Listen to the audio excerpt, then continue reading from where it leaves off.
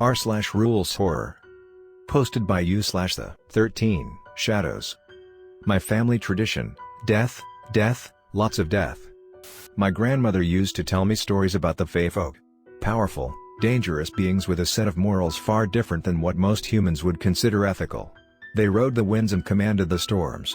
They nested in flames and bent the earth in half. My father was too busy getting wasted to bother with me, so he'd just hand her over whenever he needed to go get a drink, or a girl. My mother left him when I was a child. Though sometimes I wonder, would she have done so of her own choice? Honestly, I don't care. I relish my days with Grandma, and I'd rather have her than any mother who abandons her child to the whims of the sperm donor I call Dad. I still think about those days, you know? Those days when we'd be sitting on the wooden porch. Grandma? Yes, Sammy? Could you tell me the story about Evelyn? She set down her needles and smiled, her spectacled glasses round and wide around her brown eyes. Her hair was gray, and her face was wrinkled. But I didn't care. She looked perfect to me. She always did. Didn't I already tell you that one? I pouted. But I wanted to hear it again. I'll do you one better. Just let me finish this scarf, and I'll tell you about the sylphs instead.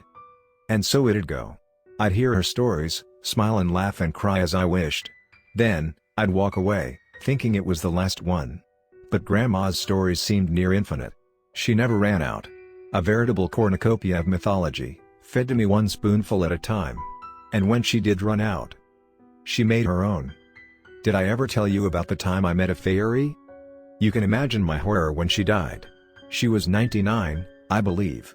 Lived longer than most. It's funny, isn't it? All our lives, we're surrounded by death.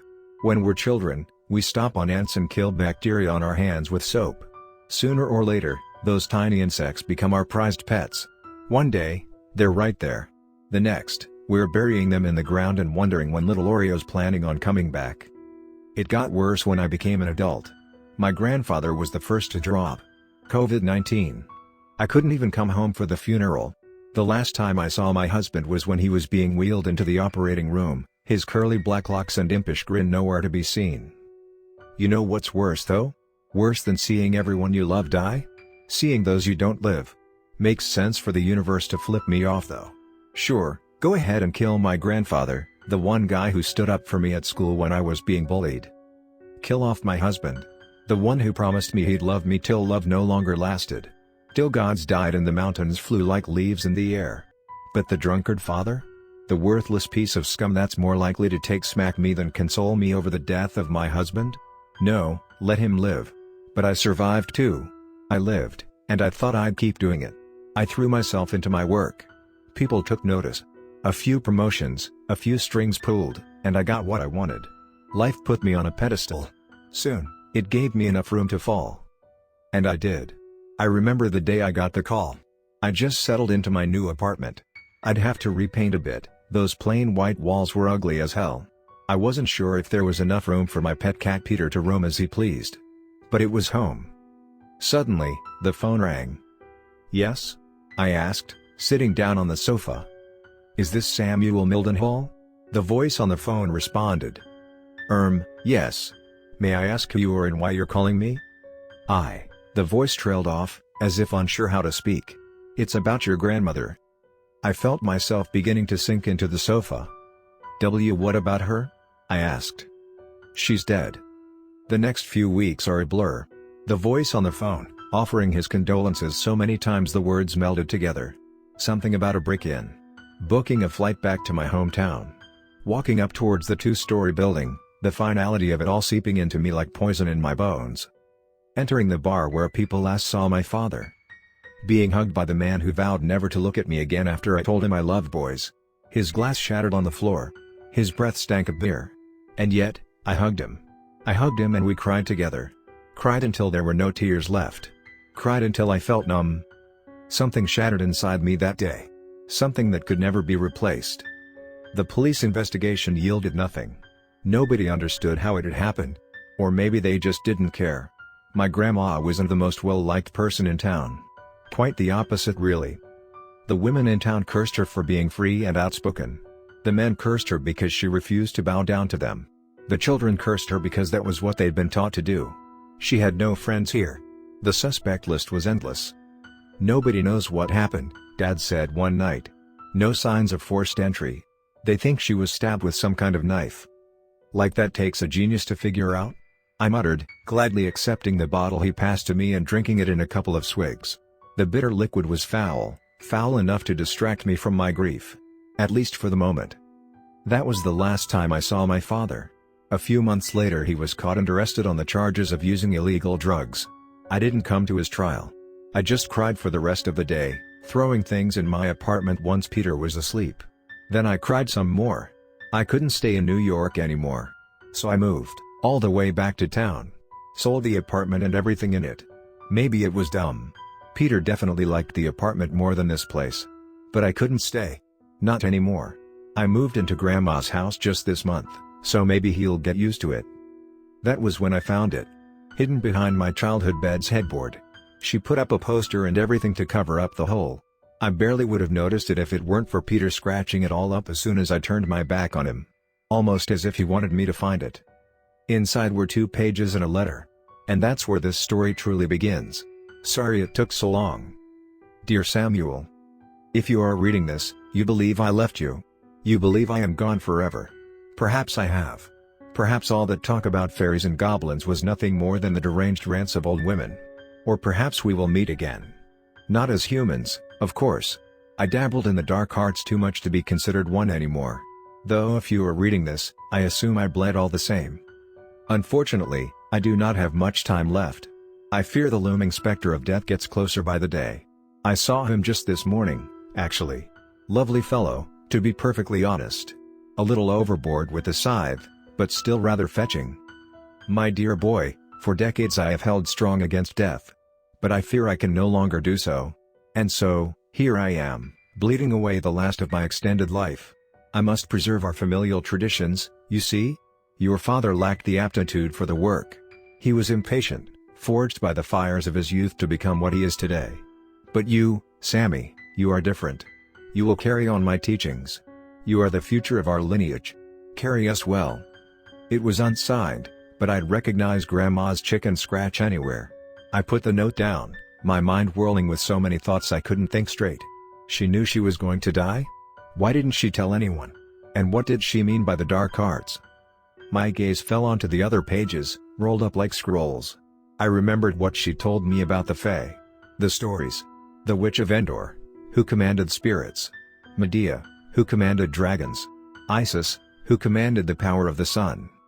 Hastily, I unfurled the aging parchment. That's right. Parchment. Summoning the Fae. In this world there are many things that lie beyond the reach of modern science. Supernatural things. Ghosts. Poltergeists. Apparitions. But none so elusive as the Fae folk, whose powers transcend any structure or form. It is these Fae that are involved in the majority of the inner workings of a witch's spells, as depicted in several accounts. These accounts also contain, if one knows where to look, several copious and wondrously detailed rituals on the summoning of such beings. A magic circle is the main priority. If possible, one made naturally would be perfect. Stonehenge, for instance. Absolutely gorgeous, and brimming with activity. But a simple circle of salt shall be just as effective. The circle is a shape with no beginning or end, meant to depict immortality and infinity. The salt or stone gives them solidity and form. Of course, as should be expected, accounts of how the circle is to be made vary.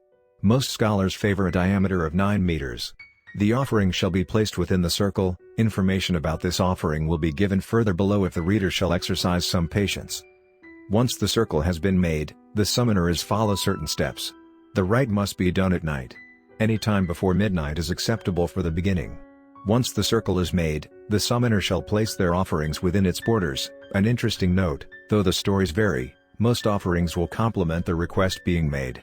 Asking for love, for example, will be met with an offering of cooked geese, known to be the most hateful animals alive. Requests for victory in games or wars call for loss at some other trivial competition. Death must be paid by life. Afterwards, they are to light a candle. Any candle will suffice, though beeswax is considered the purest. The candle is to be taken to either the lowest or highest window depending on the nature of the request. Requests based on physical or material needs such as food, shelter, or sexual intimacy will have the candle placed on the lowest floor's window. On the other hand, those requests that are more spiritual in nature, healing, love, and spiritual unity, will call for the candles to be fixed on the highest window in the house. Such is the nature of the spirits in relation to our world. Upon the completion of the preparatory works, you are to invite the Fae for supper. Speak not with fear, but do not act in arrogance. You are the host, and you will operate under the powers that the title commands. For more information, it would be best to reference Xenia, Supernatural Hospitality, written and edited by myself. Afterwards, you are to. A sudden realization shocked me out of my trance. I barely had any time to consider the implications of what this meant when I noticed just how quiet the house was. Peter wasn't anywhere to be seen. I couldn't find him. "Peter?" I called out. No response. "Peter?" Nothing. I searched everywhere. At last, I found him. He must have left, gone out for a while. God, how could I have been so stupid? "Peter!" I screamed, staring out the window. What happened next is something that I will never forget. He was right there. Blood flowed freely from his bashed-in skull. The kid, the one with the rock that did the deed, he was smirking. Which? Grandma always loved her knife collection. When she died, she passed it down to me along with the house. She loved her knives, my grandmother, but the largest she loved most of all. It was more a sword than a knife, really. She called it the Avenger. Suitable. I stormed out of the house, sword in hand. The kid didn't look so brave now. Pissed his pants, if I remember correctly. And I do. I remember pouncing like a rabid animal, beating him bloody and raising the sword over his face. I remember looking into his eyes. So full of pain. Horrified at the prospect of what I was going to do. Except, I wasn't going to do anything. I couldn't. I just backed away, and he ran off, leaving me to crumble on the ground. All of that happened today. I don't think the kid's gonna call the police.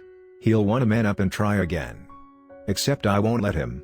I can't kill him myself. I'm too weak, just like my father said. So, I'll get someone else to do it. Something else. Something stronger than me. Grandma was right. I really will carry on the family tradition. Now, where did I keep that candle?